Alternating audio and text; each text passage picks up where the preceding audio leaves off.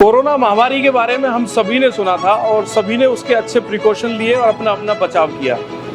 उसी प्रकार एक बीमारी LSD जिसे लंपी स्किन डिसीज बोलते हैं, जो कि ज़्यादातर गौवंशों में पाई जाती है और हमने ये डिजीज़ अभी के रिसेंटली टाइम में देखा है तो बहुत ज़्यादा ये फैल रही है। वैसे मैं बता दूं तो ये 2012 में साउथ अफ्रीका से ये डिजीज़ स्टार्ट हुई थी और लगभग 2019 में ये एशिया के काफ़ी कंट्रीज़ में फैली थी और अभी रिसेंटली मैं बात करूं तो यह पूरे भारत के अंदर और भारत के बाद बहुत सारी कंट्रीज़ में बहुत तेज़ी से फैल रही है।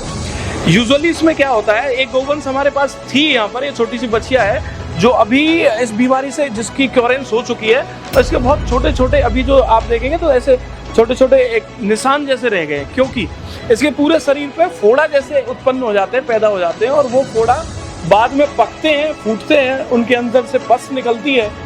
यह बीमारी बहुत खतरनाक बीमारी है क्योंकि यह स्प्रेडेबल डिजीज है। ये एक गौवंश से किसी भी दूसरे गौवंश में आराम से फैल सकती है, कैटल में फैल सकती है और फैलने के बहुत सारे कारण हैं। यदि वो एक ही चारा एक ही जगह पर खा रहे हैं, एक ही स्थान पर ये चारा मिक्स करके खा रहे हैं तो वो चारा जो स्लाइवा है उसके द्वारा भी फैल सकती है।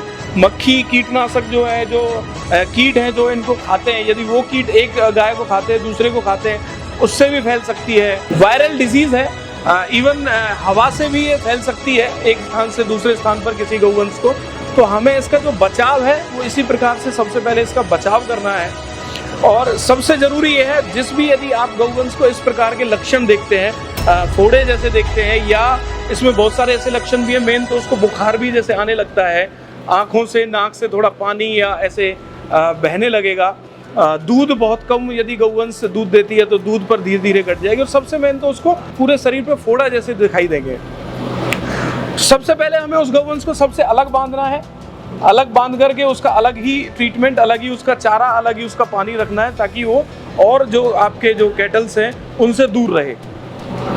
उसके अलावा जो ट्रीटमेंट है, ट्रीटमेंट में बहुत नॉर्मल ट्रीटमेंट है, एलोपैथिक और आयुर्वेदिक ट्रीटमेंट दोनों इसमें दिए जा सकते हैं। तो वो ट्रीटमेंट एक बार मैं आपको ट्रीटमेंट भी यहाँ से जो अपनी गौ सेवा धाम की टीम है वो भी आपको बता देते हैं ताकि आप घर बैठे उस ट्रीटमेंट को भी लगा सकते हैं। जो हेमोपैथिक होता है वो इसमें जैसे मैरीगोल्ड LSD आती है और लिम्पी डिजीज आती है। इनमें से दिन में 3 बार एक एमएल पिलाते हैं और या फिर उसको 20 से 25 बूंद करके पिलाते हैं। और एंटीबायोटिक इंजेक्शन होते हैं जो उसमें एंटीबायोटिक इंजेक्शन लगाए जाते हैं। कुछ दवाइयाँ जैसे अपनी होती है पिलाने के लिए मल्टी स्टार है या कुछ उसमें पिलाई जाती हैं। एंटीबायोटिक कौन सा लगा सकते हैं? एंटीबायोटिक जो भी है बोलस में लगाते हैं, जो 4th जनरेशन एंटीबायोटिक होता है जो बोलस नहीं, इंजेक्शन नहीं, बोलस भी चलाई जाती है गांठ के अंदर से, तो गांठ में अंदर दर्द होता है उसके लिए। इसमें लगातार फीवर रहता है, सीराकाइंड प्लस वगैरह। फीवर यदि है तो फीवर में उसको फिर क्या लगा? गोली चलाएंगे। इंजेक्शन कौन से? जिसमें अपना अड्रच लगाते हैं और अपना सीमेक एक्सल है और एंटीबायोटिक 4th जनरेशन कोई भी ले सकते हैं। हमारा जो आसपास का पूरा ब्रज क्षेत्र है उसमें और भी बहुत सारे ऐसे गौवंश थे जिनको ये बीमारी थी, तो हमारी टीम वहाँ जाकर के उनका अलग ही घर पे ही ट्रीटमेंट कर रही है क्योंकि उनको घर में भी सेपरेट किया गया है। यहाँ गौ सेवा धाम में नहीं ला सकते क्योंकि यहाँ बहुत सारी और भी गौवंश है, बीमार भी हैं, बहुत जल्दी उनको इन्फेक्शन फैलने का डर रहता है, तो उनका हम वही ट्रीटमेंट कर रहे हैं। हमारी जो गौवंश थी इसको भी हमने अलग करके अब ये पूर्ण रूप से स्वस्थ है। अब इनको वापस जो है गौ माताओं के साथ में सम्मिलित कर दिया गया है। ट्रीटमेंट के बाद यदि आप देखेंगे तो गौ माताओं को पूरे शरीर पर ऐसे छोटे छोटे काफ़ी निशान है। ये जो निशान है जहाँ जहाँ पर वो फोड़े बने थे उनको हमने बहुत ज़्यादा स्प्रेड नहीं होने दिया, फैलने नहीं दिया, तो उनको लास्ट में अल्टीमेटली ट्रीटमेंट के बाद पूर्ण रूप से स्वस्थ कर दिया गया है और अब यह गौ माता स्वस्थ है और बाकी की गायों के साथ में घूम फिर सकती है। तो यह बहुत ज़्यादा फैलने वाली बीमारी है। मेरा निवेदन है आप इसका बहुत विशेष ध्यान रखें। काफ़ी ऐसा देखा गया है जो बकरी पालक होते हैं उनको गॉट पॉक्स जैसी सिमिलर बीमारी है और यदि ऐसा आपको मिलता है तो हम अपने जो कैटल्स हैं उनको गॉट पॉक्स का वैक्सीनेशन लगा सकते हैं, तो जिससे इससे आगे की जो है वो रोकथाम हो जाएगी।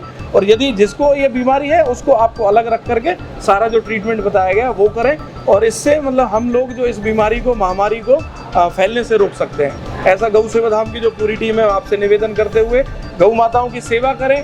कोई भी घायल गौ माता मिले आप उसको गौ सेवा धाम में पहुंचा सकते हैं। हमसे दूर हैं तो आप अपने वहीं पर उसकी सेवा करें। कोई भी आपको चिकित्सा रूप संबंधी जानकारी चाहिए तो हमारी टीम पूरी गौ सेवा धाम की आपके साथ है।